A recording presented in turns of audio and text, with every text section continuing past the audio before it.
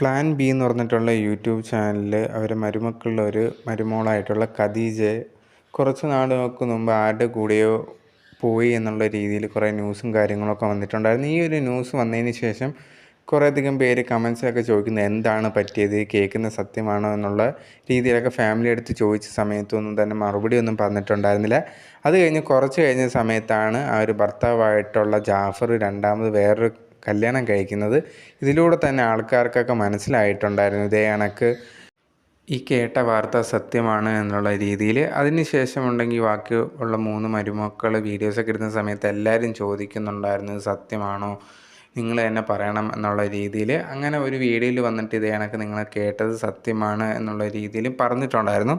അങ്ങനെ ഒരു വീഡിയോ ഇട്ട് ആ ഒരു വീഡിയോ ഇട്ട് പറഞ്ഞതിന് ശേഷം ആൾക്കാർ ഭയങ്കരമായിട്ട് ഇവർക്ക് കമൻറ്റ് ബോക്സിൽ ചെന്നിട്ട് ഇതറിഞ്ഞിട്ടും ഭയങ്കരമായിട്ട് എന്താണ് സംഭവിച്ചത്, എന്താണ് കാരണം, ഫുൾ ഡീറ്റെയിൽ ആയിട്ട് പറയൂ, ഞങ്ങൾക്കറിയാനുള്ള അവകാശമില്ലേ എന്നുള്ള രീതിയിലൊക്കെ ചോദിക്കുന്നുണ്ടായിരുന്നു. പിന്നെ ഇപ്പോൾ ലേറ്റസ്റ്റ് ആയിട്ട് അവരൊരു വീഡിയോ ഇട്ടിട്ടുണ്ടായിരുന്നു. ഇതിനകത്ത് പറയുന്നുണ്ട് നിങ്ങൾ കേട്ടതെല്ലാം സത്യമാണ്, പക്ഷേ ഇതിനെപ്പറ്റി ഞങ്ങൾക്ക് എക്സ്പ്ലെയിൻ ചെയ്ത് പറയാനൊന്നും താല്പര്യമില്ല എന്നുള്ളൊരു കാര്യം അവർ പറയുന്നുണ്ടായിരുന്നു.